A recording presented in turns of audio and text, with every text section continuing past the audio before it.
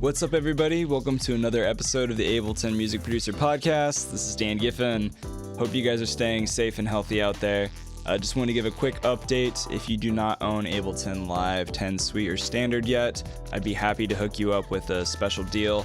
Just go to liveproducersonline.com/buy-Ableton and I will hook you up. Also, I'm going to be releasing some more content. I've been working vigorously on some cheat sheets and some different workflows and hacks for anybody that's, say, newer to mixing, or maybe you just want to learn a couple tricks to tighten up your tracks and improve the quality of your mixes. Just go to liveproducersonline.com/mixing and you can subscribe to the newsletter. And I'll send you some rad content to help you beef up your mixes. And I will also be releasing a mixing course at the end of this July, which I'm pretty stoked for. Today we have an awesome guest. His name is Elliot Callighan. He shares about how you can do sound design with Celery. He talks about some really cool behind the scenes insights with producing music for video games. It's a really interesting process.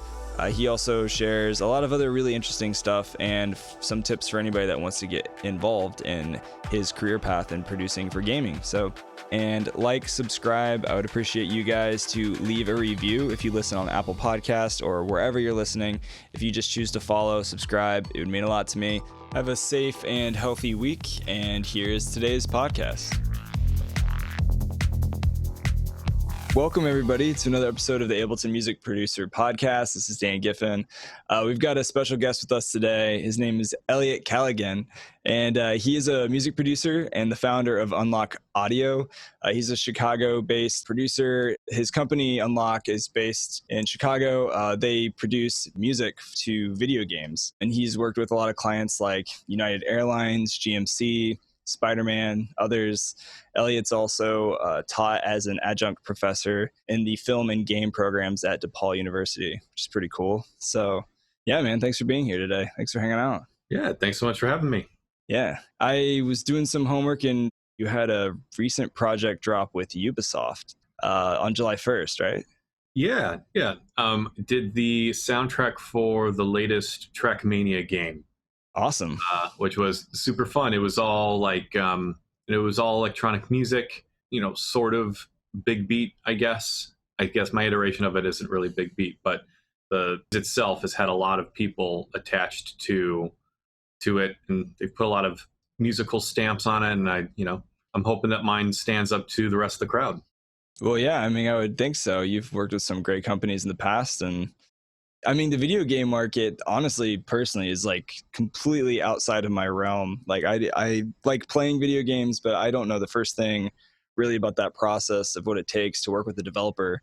I can imagine that's pretty involved in a lot of different ways. But I've done some research and some homework. I'm actually blown away. The video game industry as a whole in 2017 in the US alone was worth $18.4 billion. And I'm thinking to myself, I might be doing the wrong thing in life right now. Maybe I should be tapping more into the gaming market. Yeah, man. It eclipses film, sports, like a lot of other entertainment avenues when combined. Games where it's at, honestly. Yeah. I'm stoked to be a part of it. It seems like it for sure. And I don't think they're going anywhere, especially since people are stuck in their homes these days quite a bit. No kidding. Yeah, there's more games now than ever. That's probably good business for you, for sure. It's great. Yeah, so how did you get started? Like, where did that start producing music for gaming? For games themselves, well, I guess backtrack a little bit. Music in general, I started playing violin when I was 4, piano at 8, guitar at 12. I almost pursued being a professional violinist. That's cool. Also kind of realized that I was practicing like 3 to 5 hours a day for everyone around me and not myself anymore. So I lashed out, became a metalhead, and went to school for architecture at first and was very mediocre, dropped out, and then enlisted in the Army National Guard and used my education benefits to study music. And since then, it's just been like honing my craft, doing what you can to, meet the right people and, elevate your visibility. So, like podcasts like this, like, thank you so much. Yeah, no, thank you, honestly. And that's it. I got into games about 2 years ago. I had been working in games as well as a number of other industries up till then. I'd never really purposefully pursued games. I always loved them. Like, I have too many memories of playing Streets of Rage on the Genesis when I was younger. Classic. That's classic. And, I'd always loved it, and it just had never really occurred to me. And then when I was in music school, I met guy Spencer Rydell, and he was a great guy, and he told me, no, I'm here to write music for games. And that was the first time I was like, oh wait, yeah, that's like a thing that needs to happen, right? Yeah. 2 years ago, I decided to focus on games and developed a new model, new business, but since then it's just been focused on that one industry, and I haven't looked back. I'm super excited, got a great team, stoked about it. Yeah, it seems like it's working out. You've worked with some great clients. I mean, you're right. You don't often think that, that could be a full-time career when you first are passionate about just making music for yourself, but that's obviously something that needs to happen, and that's a huge industry for sure. You said started playing guitar. I read that like Daft Punk was a huge influence for you personally and like making music, and you've also like done some DJing and some things along the way as well, right? Yeah, when I was in school, I still wanted to join a metal band that would take over the world. Still up for it, but I don't know how it could still happen. Yeah. You never know. Don't give up on it. Yeah. Did that. Played some live sets and whatnot by myself, as well as with Professor Click, who actually we both went to school for music together here at Columbia in Chicago, and he also contributed a number of soundtracks to previous Trackmania titles. Cool. So when I was beginning to write music for Trackmania for Ubisoft, I think that my time spent with him, us just having our aesthetics, like being aware of how each other write, and the talks that we'd had, definitely had an influence on what I wrote for it. Awesome. Yeah, I mean, so it sounds like you came from like a very like well-trained background in music, which I'm sure gives you a huge advantage to working with a developer right now and being able to like figure out their vision for something and then being able to have a quick turnaround. I would love to be able to kind of talk about some of that process with you too. Let's do it. And I know you have a small team of composers that you work with internally. So just maybe for anybody like myself who doesn't really know anything about this process or what that looks like, what does it look like when maybe you approach a company or they approach you with a developer and saying, here's our idea for a game? What does that look like? Oh man, I mean, it really varies depending on the project, mm-hmm. the scale of it, I guess the experience level of the developer.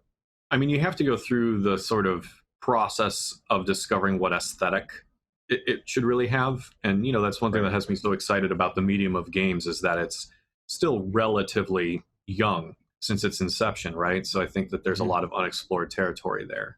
But a lot of times it's conversations about the emotion and the feeling that you want to have, how you want to portray the environment or the world.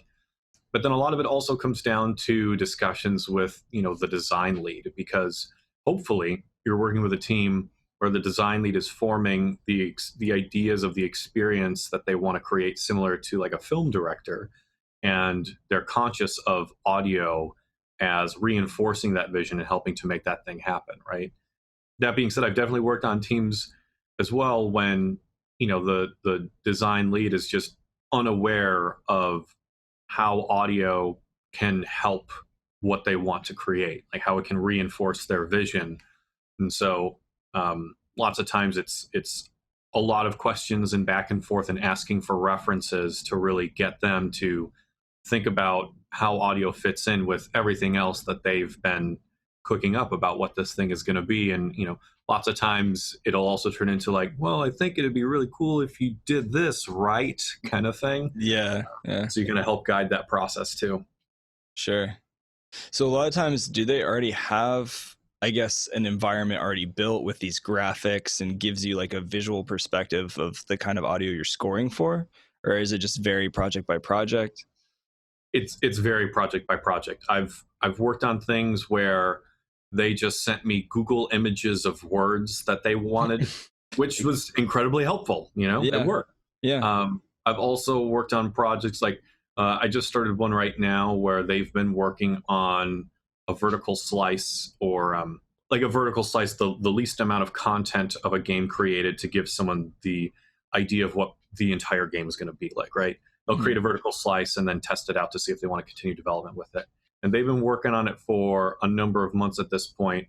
And we just got brought on, and we have 2 months, and they have a ton of stuff, but it's just like, jump in, here's what we got, make it happen kind of thing. Yeah. So it's really all over the place. Mm-hmm. Well, this is the Ableton Music Producer Podcast, and I know that you also use Ableton Live. You have a nice big picture of your monitor with Ableton on the website, and so I figured we'd get along just from that. But yeah, I mean, so you do most of your production and everything in Ableton Live. Do you ever receive like a video from them that you import to Live that you use to score around? Is that part of your process? Yeah. For any sort of linear moment or cinematic, I'm always taking it from the gameplay or the cinematic itself and then scoring it to picture in Ableton. But even if I'm doing something that's not linear per se, or say I'm creating an interactive music system that has a number of passages in terms of music, Mm-hmm. and then I'm playing with systems to govern how you transition from one to the other. Even when I'm doing that, I'll still just take some video of gameplay and then have that available in Ableton just so I can quickly reference it, as well as any other like musical or game references that the developer has given me to. Sure. So is part of your job also being able to create those easy transitions? So for example, I mean, The Legend of Zelda, I know this might be a wild example, but Zelda, you're running around, you enter one world into the next, right? And the music instantly just kind of fades and transitions into different pieces. Is that something the developer, you just hand over blocks of songs for different environments to them? Or are you part of like the ongoing scoring between these like virtual environment transitions? I'm just curious. It might be a weird question, but yeah. No. And again, this is what separates games from linear media, right? Yeah. In linear media, you know when and how things are always going to happen, and in games you don't. So you have to be able to create systems and assets that will allow for any sequence of events to happen in a way to where it still feels fluid and purposeful. You can just go from one area to another, and then the loop that you've been playing fades out, and then the loop fades in.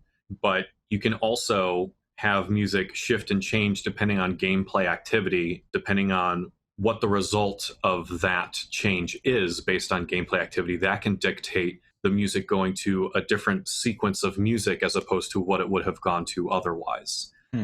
So then you can create a seamless transition from this, say, high intensity version of the music into a medium intensity version of the music into this new area, so that it can fluidly go from one to the other. So it doesn't have that awkward, a thing ended and a new thing started. Like You're constantly trying to create that illusion of, we knew you were going to do stuff in this way and in that amount of time, so that the player is never taken out of that immersive experience. Yeah. Music's such a powerful reinforcement to visual, just anything, where you're talking about movies or games or anything, you're really creating an experience for the gamer into this like virtual environment that they're going into. Especially even with like VR now, right? I mean, it's a whole new world of gaming that the world is entering right now, and it's just an exploding market, and music is such a powerful piece of that entire development process. It's pretty wild. I know that we talked like about the music process, but sound design, I know that your company works with a lot of sound design aspects, like whether it's like an explosion or things like that. Do you work with a lot of Foley as well? Yeah, we do anything and everything in terms of audio. So that's the music, that's sound design, that's, casting voice actors, recording the sessions, and also implementing them as well. Because again, the thing that's specific to games is, you don't have a rigid timeline. You construct events and systems that govern when and how these things play back. So you need to know about all that stuff and what the options are before you ever start making anything. So have you had the chance to just start blowing up stuff in your backyard and recording it for fun? Like we just had the 4th of July, that could be a really great sample pack. You can Yeah. Now that you mention it, man, that's a missed opportunity. That would have been a great opportunity. Yeah. Just get like 600 sparklers and duct tape them together and just let them off all at once. That could be a lot of fun. I think the coolest stuff, which, if you're a sound designer, this is probably par for a course. I'm much more of a composer than a sound designer myself, but other people on the team just nail it on the sound design front. But I've probably just destroyed too many vegetables in the line of work.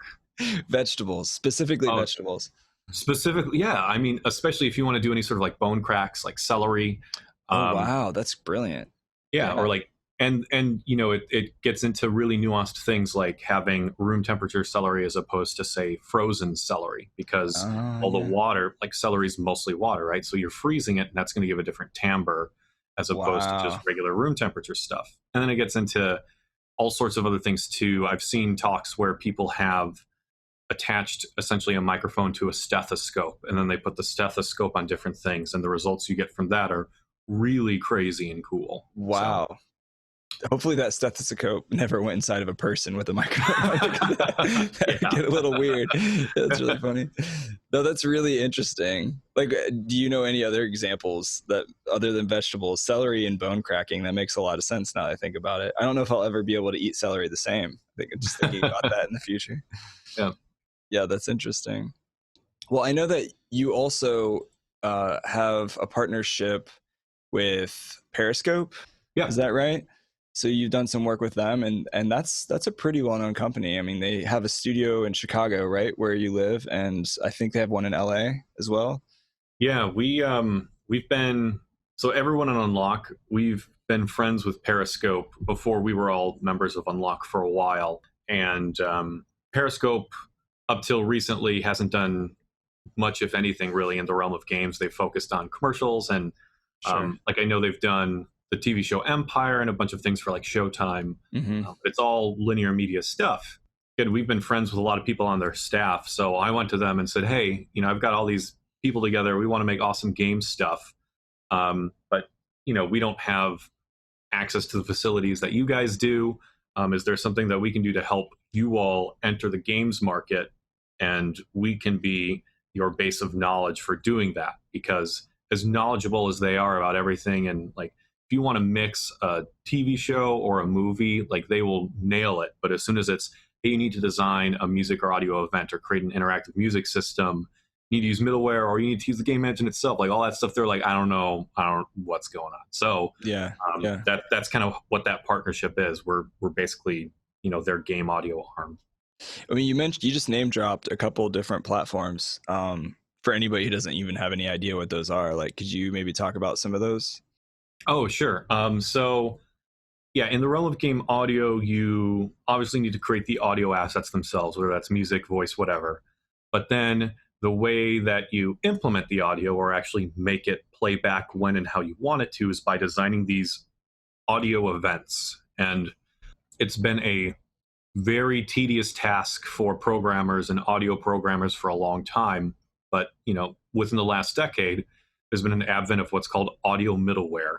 So instead of someone having to go in and actually use code to write in all of the specifics for all the sounds and how they play, you go into this audio middleware, and it's laid out in a way so a sound person can understand, you know, how this sound is going to play back and what's going to dictate how it plays back and when it happens. So, like, case in point, I'm working on a project right now where, say, we'll have a level, and there are like 4 short cinematics throughout the level, and I'm just talking about the music right now. Yeah. But I've got the main base layer loop of music that repeats over and over, but I'm doing vertical resequencing with randomization. So whenever it repeats, it'll randomly add or subtract layers from it so it doesn't sound repetitive.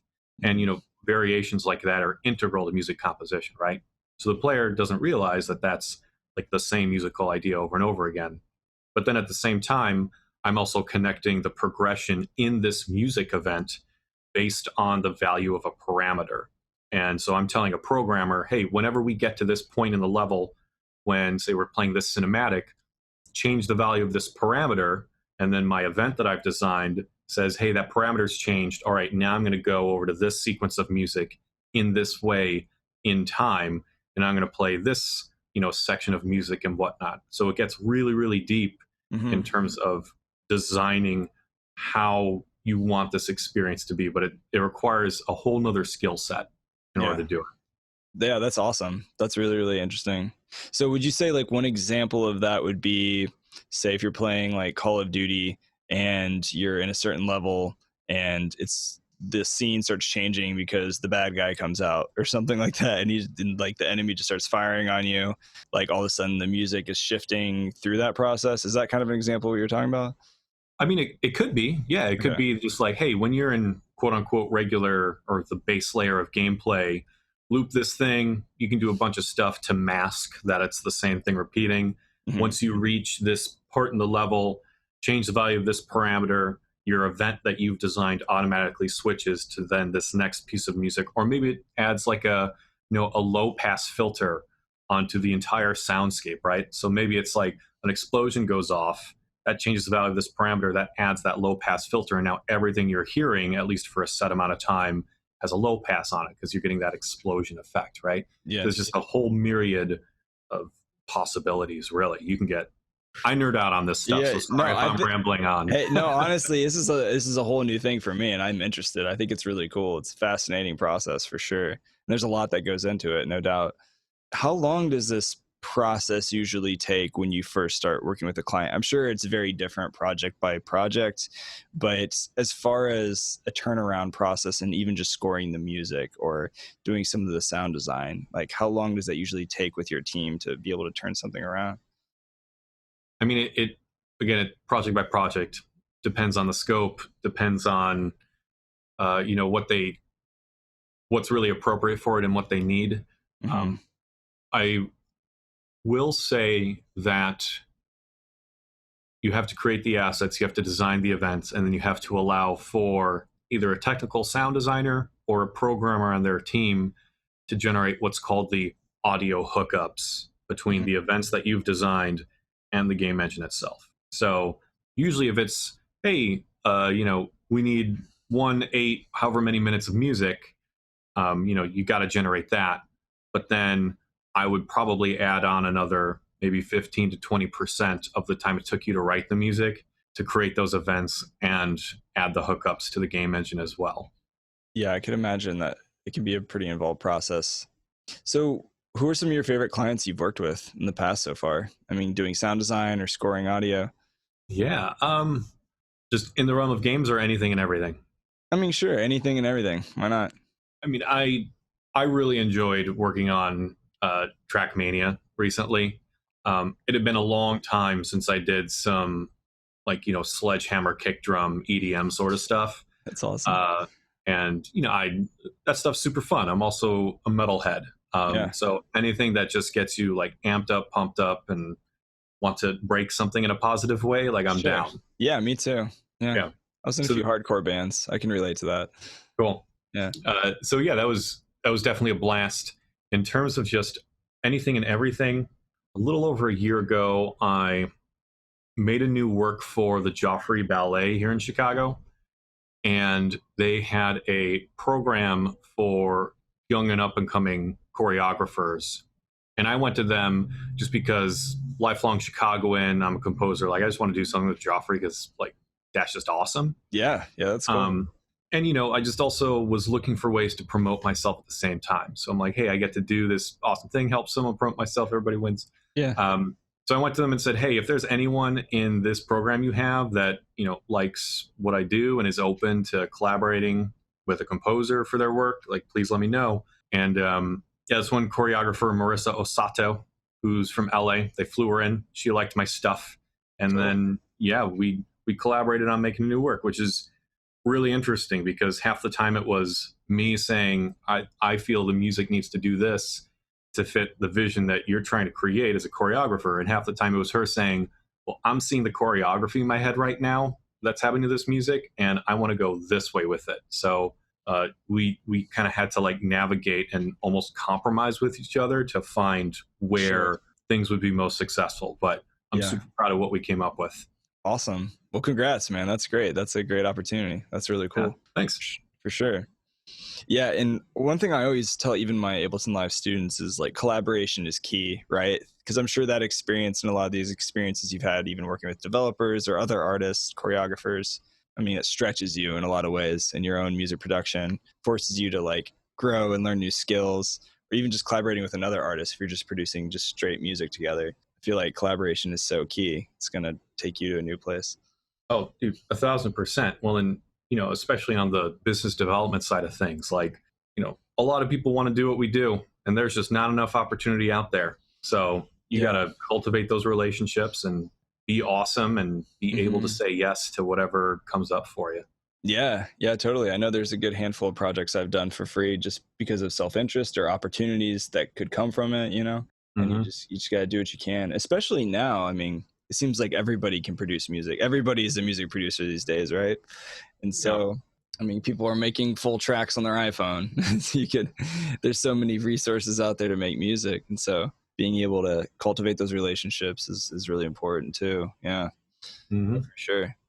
Speaking of opportunities, if someone wanted to start producing audio for gaming, like they're brand new to this, they want to go into it, they're gamers themselves, and they use Ableton, like where should they start? What kind of advice would you give to somebody like that? Oh, man. Dude, that's the question, right? Right. So assuming that they're already awesome at their craft, right, whether it's sound design or music. Yeah. Okay. If you've got that, ultimately the way that I view like getting gigs and opportunities is, people want to work with their friends and they want to work with people that they're comfortable with. So ultimately, try to be people's friend. Don't try and sell them. Try and be their friend. They will naturally want to work with you.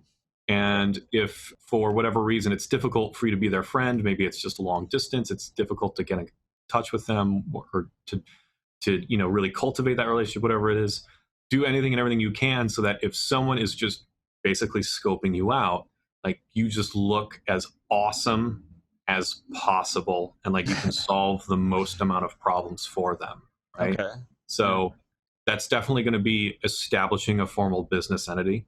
Don't just do it on your own. There's also a lot of legal benefits to doing that. So if you're going to take this seriously, legally take yourself seriously too. Definitely that. I write off all my plugins and music gear as a tax write-off. Yeah. I do that too. And if and if I buy a game because I'm trying to research on a project, I write that off too.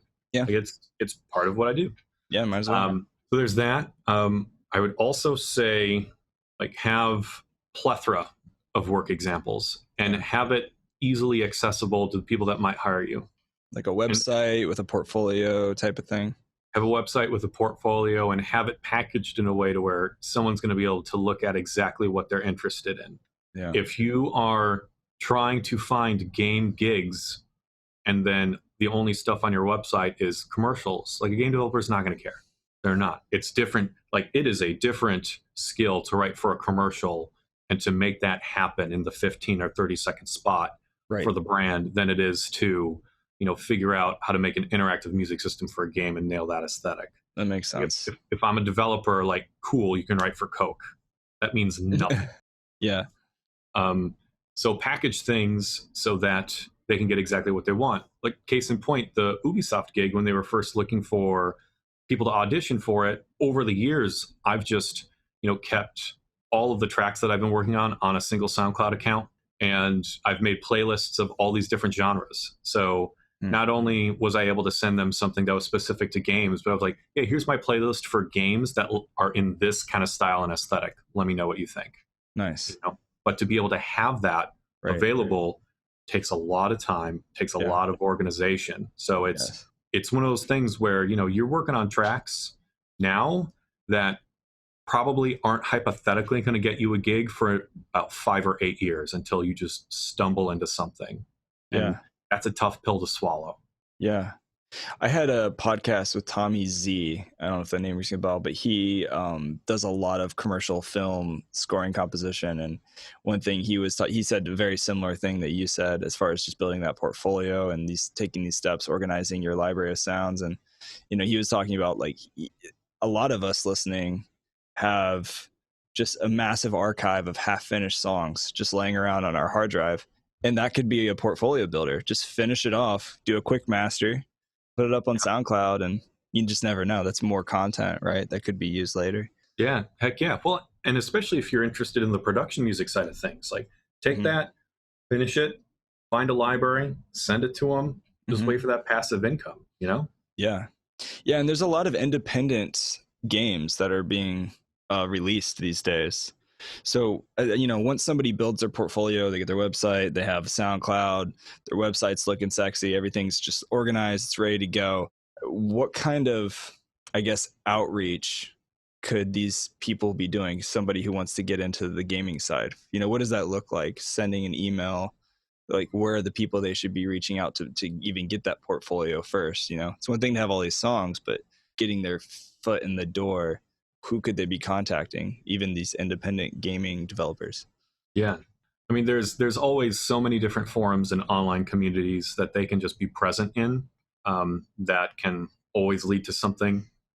So much of it is, I feel, being present and visible in the community as well as to the individual people that can make these decisions, right? Mm-hmm. So that is being helpful to the community. If you're only trying to take from the community will not give to you, right? Yeah. Give 3 times as much as you try to take. That's just my kind of like rule of thumb. So yeah, that's Facebook groups, that's forums, that's also reaching out to people individually, right? Actually, the biggest game changer for me was when I took some courses on business and I discovered the world of CRMs, or customer relationship managers, right? And I think that's something that so many people like in our field never talk about. That's true, actually. That's really true. And I don't know why. It's integral. Again, you want to be someone's friend or you want them to feel comfortable, right? You're not going to achieve either of those things if you're not actually, making an effort to stay in touch with people and be a good friend or make them feel comfortable with you. Right. So there's a ton of CRMs out there. Like I personally use Nutshell, but I've used HubSpot. There's things like MailChimp, so you can stay in touch with people. I mean, do all this stuff with tact, but if you're not, people don't care about you until you care about them first. So that's true. Yeah, care about them and see how you can help them. Case in point, there was the composer for Empire, right? I reached out to him many years ago when I was first getting out of school, because I was like, he's the coolest for Empire and he's in Chicago. Like I just, why not? What else do you do? Right. Sent him an email, said, hey, I'm just out of school. I'd love to pick your brain on some stuff. He was kind enough to say yes to that, which, by the way, he wasn't under any obligation to just respond to me at all. He was nice enough to do that. Then, we grabbed some lunch. He was a really nice guy. And then at the end of it, he mentioned that he was moving in a couple weeks, right? And I was like, oh, dude, like, if you need some help, I'll help you out, right? Yeah. And, at the time, I almost had this attitude of, well, I would never do something like that because that's me just being disingenuous. I'm not actually doing it because I want to help him. Like I want to get something from it, right? Sure. And I think that's an attitude that a lot of people got to get over, because ultimately what happened is this guy was super nice, grabbed lunch with me. I helped him move, right? And then, a couple months down the line, he was willing to put me in touch with his agent who used to do stuff with Hans Zimmer and like all this other stuff. That's cool. And it's just, when you really get into like, developing yourself in your relationship and your business, like there's no sort of disingenuous thing about it. You either did it and you helped someone or you didn't, and it's only positive. So any sort of mindset of, well, this is disingenuous, you're only doing it to, get something from it, like that's you projecting how terrible of a person you are. That's a really good point. I think people can smell authenticity pretty well. Yeah. I think in our field, in our career path, I think people in the industry are usually generally pretty good at being able to spot when somebody is authentic or being genuine. But yeah, you're right. I mean, like you said, give 3 times more than you take. That's a good general rule. If you want to really build a relationship with somebody or actually be a part of a community, or you want to go somewhere and you have a passion in trying to make it happen and build those relationships, that's good advice. Yeah. Thanks for sharing that. Yeah, for sure.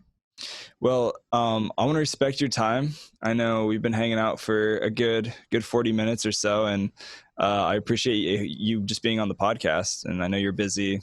There's a lot going on with your company, and congratulations on working with Ubisoft and everything you guys have going on now. What is the next big project, or maybe you can't say, or what are you guys working on in the team right now? I am under NDA, so I can't say. Right. But that's fine. It is a mobile title, and it's a blend of styles and genres that I'm really excited by. Cool. So yeah. It's exciting, man. Great. Yeah. Well, good luck. Best of luck with all the projects you have. And for whatever reason, if you decide to come to Indianapolis, hit me up. I'll buy you a meal or a beer. And if I'm ever in Chicago, I'll let you know. Maybe we can meet up sometime. Heck yeah, that'd be great. Thanks so much for having me. Yeah, for sure, man. Anytime. Thanks a lot. Thanks again, guys, for checking out the podcast. If you are newer to Ableton Live and you want to get started, or if you want one-on-one help with me monthly on your projects, you can access all my webinars, Ableton Live courses, including the upcoming mixing course in Ableton Live that I'm releasing and I'm super stoked for. You can join by going to liveproducersonline.com, hit the fat green join button, check out the membership plans. I would love to help you step up your music skills and release more tracks and reach your goals using Ableton Live. Also, if you want to stay connected, just go to liveproducersonline.com/newsletter and you can be the first to know when these new episodes drop. Also, if you want to hear the music that I am making under my artist name Philia, you can do that by going to philiamusic.com, or I am on the gram. You can hang out on Instagram together. The handle is @PHILIA music. Yeah, have a great week. Love you guys. Stay safe, and I'll see you next time.